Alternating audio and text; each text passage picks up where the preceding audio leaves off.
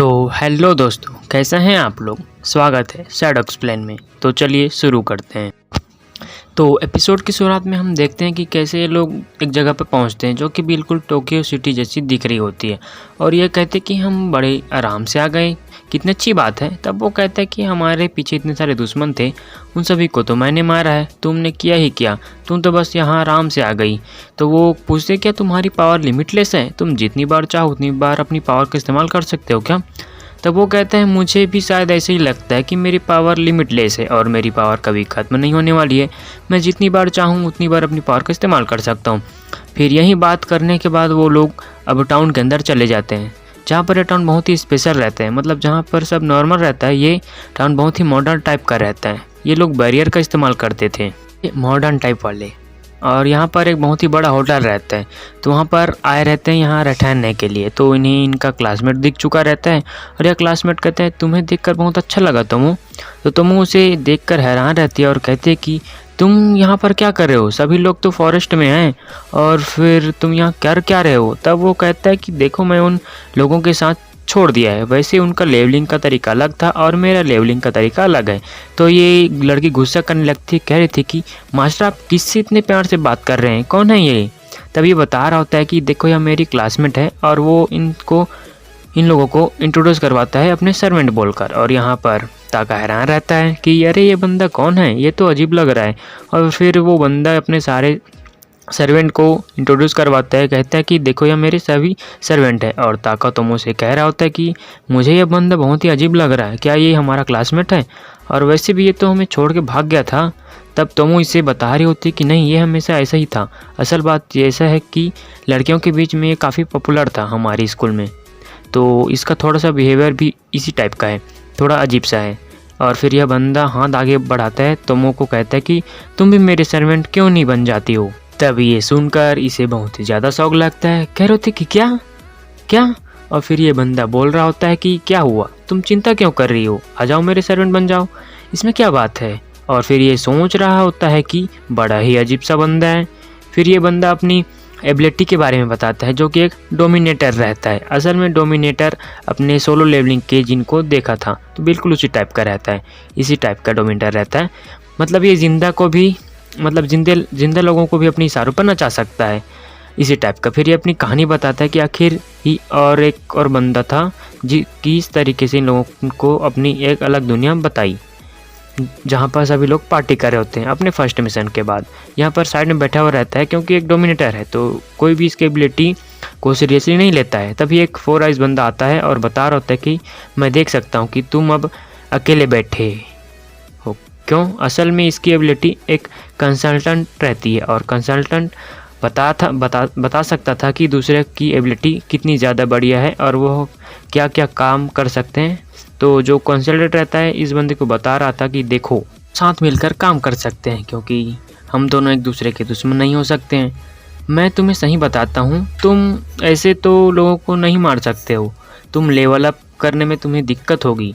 तो मैं तुम्हें बताता हूँ कि तुम सबसे पहले कुछ लोग को अपनी सारे पे लाओ, उसके बाद उनसे अपना हंटिंग करवाओ, फिर उसे तुम्हारे लेवल अप हो जाएगा। मतलब इसके जो नौकर रहेंगे वो दूसरे को मारेंगे, तब इनका लेवल अप हो जाएगा। बताता है कि वो मारे हुए को अपना शिकार बनाता था और वह जिंदा और मरे हुए दोनों को अपना शिकार बना सकता है।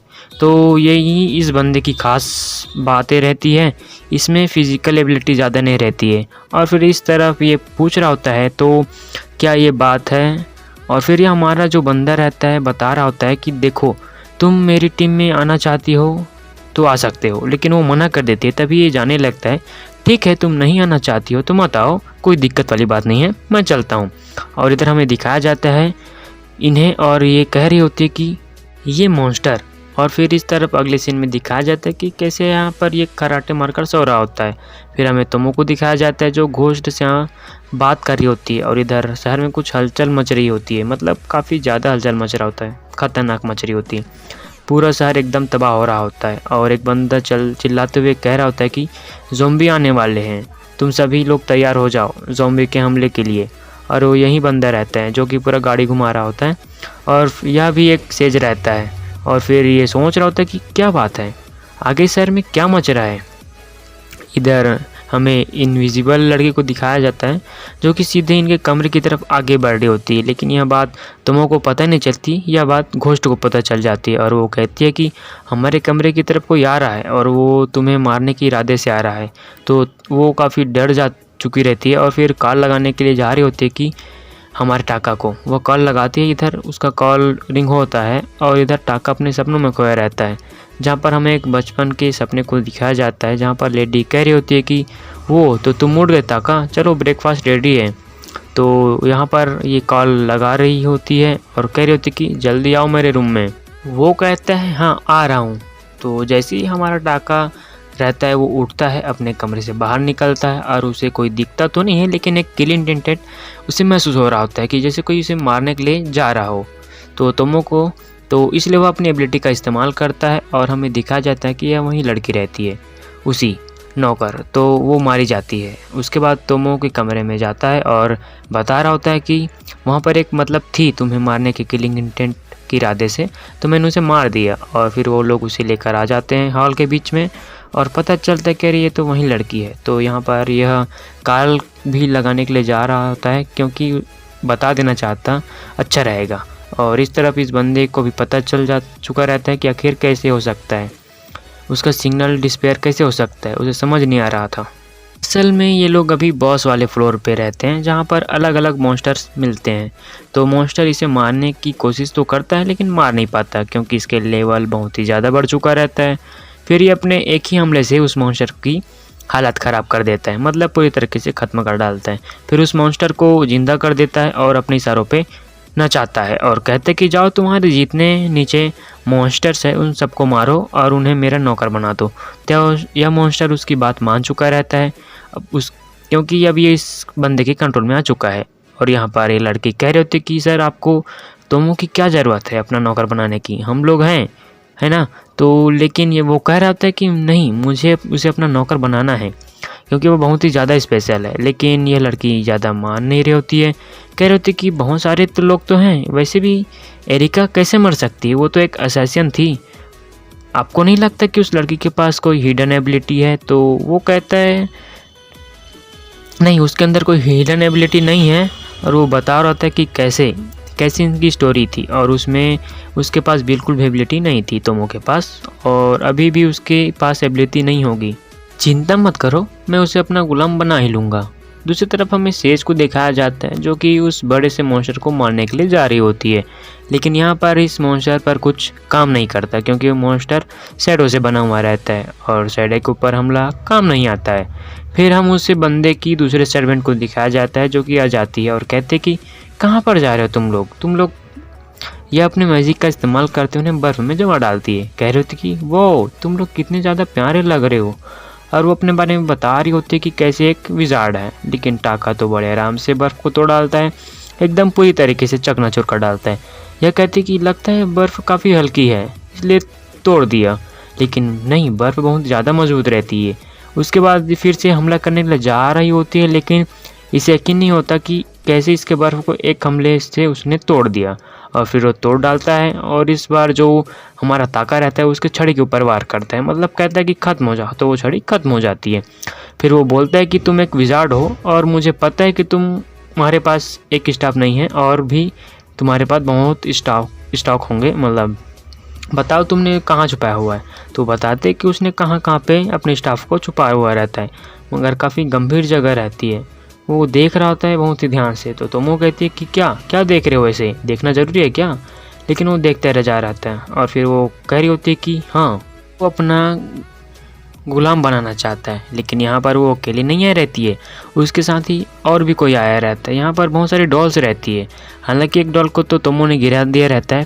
फिर से ये हमला करने के लिए जा रही होती है, लेकिन इस बार ताका उसके ऊपर एबिलिटी का इस्तेमाल करता है और उसे मार देता है। और फिर ये जो लड़की रहती है डॉल्स को कंट्रोल कर रही होती है, ये उसे भी मार दिया रहता है। और फिर ये लोग बाहर निकलते हैं तो वो लड़की चिल्लाने लगती है, कहती कि प्लीज़ मुझे बिल्कुल भी मत मारना, और एकदम प्यारे तरीके से उसके तरफ मुड़ के देखती है। तो यह लोग भी हैरान होते हैं, इन्हें लग रहा होता है कि यार ये क्या ही, मतलब यहाँ पर हम ही दुश्मन बन गए हैं क्या ये, मतलब यहाँ पे क्या हो रहा है। और फिर ये बंदा गुस्सा करने लगता है, कह रहा होता है कि आखिर तुमने क्या लगता है, क्या उसके पास कोई डेथ एबिलिटी होगी? तो आखिर वो ख़त्म कैसे हो रहे हैं। लेकिन वो लड़की कहती है नहीं, मुझे नहीं लगता कि उनके पास कोई डेथ एबिलिटी होगी। फिर जब ये लोग नीचे उतरने के लिए जा रहे होते हैं सीढ़ियों से, तब यहाँ पर बहुत सारे कॉकरोचेस आ चुके रहते हैं और ये कॉकरोचेस भी उसी बंदे के कंट्रोल में रहते हैं और उसकी बात मान रहे होते हैं। हालांकि ये लोग बस डरा रहे होते हैं, तो तोमो को बहुत ज़्यादा डर लग रहा था। कहते कि तुम एबिलिटी का इस्तेमाल करके मार क्यों नहीं देते।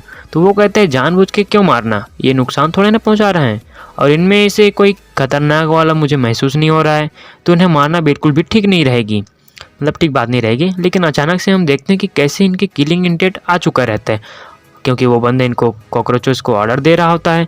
तो ये अपनी स्पेशल एबिलिटी का इस्तेमाल करता है, जिससे ताका पता लगाता है कि आखिर यह किलिंग इंटेंट कहाँ से आ रहा है और ये लोग बहुत दूर रहते हैं। फिर वो अपना पता लगा लेता है कि आखिर वो बंदा कहाँ पर था, अपने एबिलिटी का इस्तेमाल कर देता है, मतलब लाखों मीटर की दूरी में भी इस्तेमाल कर देता है और उस बंदे को वहीं पर मार देता है। फिर कॉकरोचेस ख़त्म नहीं होते हैं, तो ये डर के मारे चिल्ला रही होती है और कह रही होती है कि अभी तक ये लोग मरे क्यों नहीं। तब वो बोलता है कि देखो यार, अब उसके चंगुल से आज़ाद हो चुके हैं, तो ये लोग फ्रीली मूव कर सकते हैं। और वैसे भी बेकार में कॉकरोचेस को क्यों मारना, क्योंकि इन्होंने तो हमारा नुकसान भी बिल्कुल नहीं किया है। कॉकरोच यहाँ पर बहुत ज़्यादा खुश होते हैं कि चलो इस बंदे ने उसे तो मार तो दिया, अब हम लोग फ्रीली घूम सकते हैं इधर। तो दोनों लड़कियाँ रहती हैं, वह उसे हील करने की कोशिश कर रही होती है अपने बॉस को। तब यह लड़की कहती कि चलो अच्छा हुआ ख़त्म हो गया, अब मैं इसके चंगुल से आज़ाद हूँ, मैं तो चली बाहर, तुमने अपना क्या सोचा है बताओ। तब वो कह रही होती कि मैंने कुछ भी नहीं सोचा है। बहुत ही रोतरू लड़की रहती है एक तरीके से। तब वो जो रहती है वाइट हेयर वाली, ये बाहर निकलती है तो देखती है यहाँ पर तो कुछ अलग ही कारनामा चल रहा है। जब वो पीछे मुड़ के देखती है तो शहर की तरफ एक बढ़ रहा होता है एक बहुत ही अजीब सा प्राणी। लेकिन तब तक सेज भी आ चुकी रहती है और उसके पीछे पीछे और देखते हैं कि अरे ये क्या, ये लड़की यहाँ पर कैसे आ गई, इस मॉन्स्टर ने तो जंगल उड़ा दिया था। फिर वो लड़की उस पर अपना कंट्रोल पा लेती है और सारी इन्फॉर्मेशन निकाल रही होती है। और इधर हमें दिखाया जाता है कि जैसे ये लोग शहर में पहुँचते हैं तो देखते हैं शहर का हाल बहुत ही ज़्यादा बुरा रहता है, क्योंकि शहर में ज़ॉम्बीज़ फैल चुका रहता है। अभी इन्हें लग रहा होता है कि सही में ये दो लोग दूसरी दुनिया, कोई नोवेल वाली दुनिया में आ गए हैं। तो दोस्तों ये एपिसोड यहीं पे ख़त्म होता है। अगर ये वीडियो आपको पसंद आई होगी तो लाइक कीजिए, कमेंट कीजिए और अपने दोस्तों के साथ शेयर कीजिए। मिलते हैं किसी और वीडियो में, तब तक के लिए टाटा बाय बाय सायोनारा।